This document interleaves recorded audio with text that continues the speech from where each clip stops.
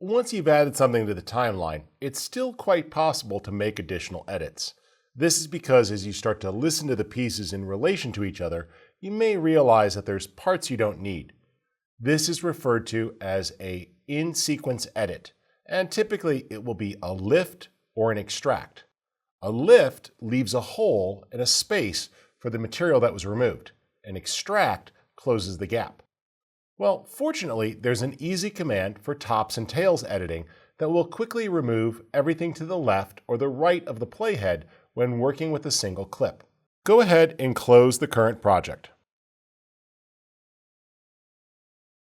Then from the File menu, choose Open Project and navigate to Folder 5. Select 5.1, Making Tops and Tails. In this sequence, we've assembled a basic rough cut. And what I'd like you to do is listen through the sequence to get familiar with the material. You know, when I first started playing, I was always with a band. And the first years of me playing out were always with a band. I never played solo. And then as I got older, I thought maybe a solo career. If you want to zoom in, press the equals key or the minus key to zoom out. Career might be a better fit for me.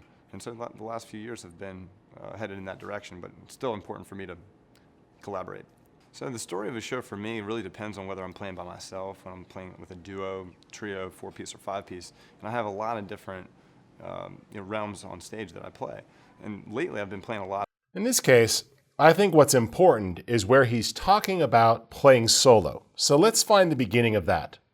And I have a lot of different realms on stage that I play. Pause.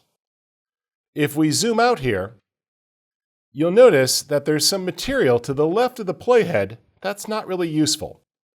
If I press the Q key, that material is deleted, and the gap is closed. Now let's press the spacebar to resume. And lately I've been playing a lot of solo shows where it's exactly that. I start off slow, kind of read the audience. A lot of times it's a small audience of 75, 100 people, and the audience is feeling something, and I have the ability to go in one direction or another, depending on how I feel and how they feel, which is great. A lot of times when I'm playing with a band, we kind of have a set list that's already set up, and if we have a big audience there, it's kind of just like, all right, we know exactly how it's going to go from beginning to end.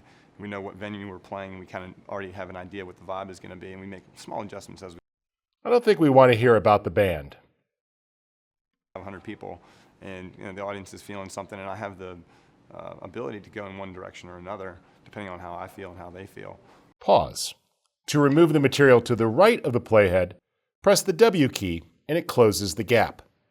And I think that a lot of the people that come to see me play on a regular basis would vouch for me when I say that I'm a little different in the sense that even if I'm having a rough day, once I start hitting that first note and singing the song, it kind of all goes away because I kind of get back into that zone really quickly. So if there's a material that you want to remove that's not the entire rest of the clip, you can mark it with an in and out point.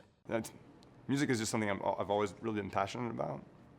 And as soon as I jump into it, I don't know, even after 300 shows last year, I can't wait to go play my show. I don't know, even after 300 shows last year, in this case, I can choose Lift to leave a hole, let's undo, or Extract to close the gap. And you see the soundbite is now connected again. Feel free to continue to explore the rest of this sequence and subtract any parts that you feel are off message. It's about a minute long, and what I'd like you to do is just go through the interview and remove any parts that you feel don't tell the story. Again, you're going to open up a snapshot project in a moment, so we're working with the same material. But editing is a creative process. There is no right or wrong answer. Take a moment to get familiar with the material here and make an edit. Then in a moment, we'll switch to a snapshot project so we can keep practicing. After you make some basic edits in your timeline, you might decide that you want to further refine the material. This is particularly true when working with B-roll, which we'll take a look at in a moment. One way of doing this is trimming. This allows you to shorten or lengthen a clip easily. Go ahead and close the current project. There's no need to save your changes. Then open up a project from the same bin and go with 5.2. Let's make a little more room for the sequence by clicking on the editing workspace. If I decide that I want to make a change, I can select the edit point here. You'll notice that when you click on one side, it's selecting just part of the edit. You can now double-click on the edit point there to see both edits here. And now, easily click on either side, and you'll see the ability to make changes. If you click in the middle, you're now selecting and trimming the in point of one and the out point of the other. I want to get rid of some of this dialogue here. I'm going to click on this side, and you see that it becomes selected with the yellow edit. In this case now, we're going to be closing the gap. Better fit, we need to add a few frames in. Now let's adjust this side. Press the down arrow, and you can go to the next edit point, and then the space bar. Depending on how I feel and how they feel, which is great. And I think that a lot depending on how I feel and how they feel, which is great. On the next clip, there's some extra words that aren't really necessary. Let's get rid of those. If you zoom in, you can even see down here in the timeline the audio waveforms.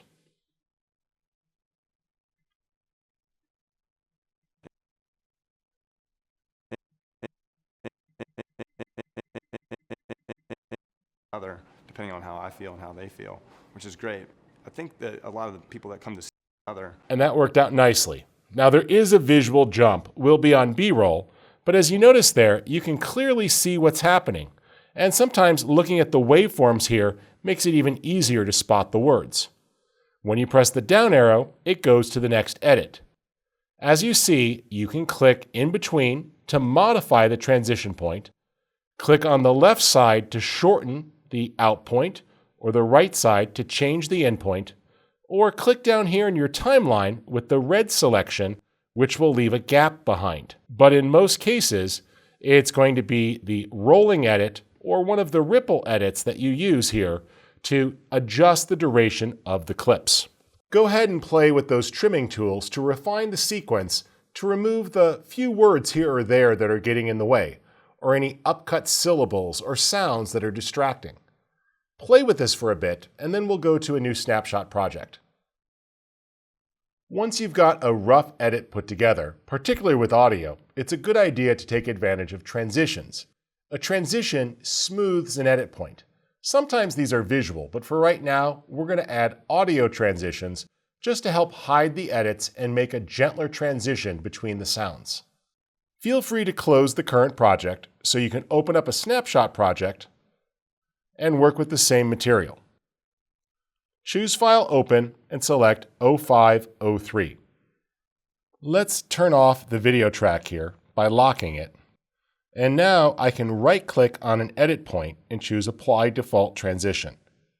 You'll see that it adds a 1-second audio transition by default. This is controlled from the Effects panel, and you can open up your effects by choosing Window, Effects.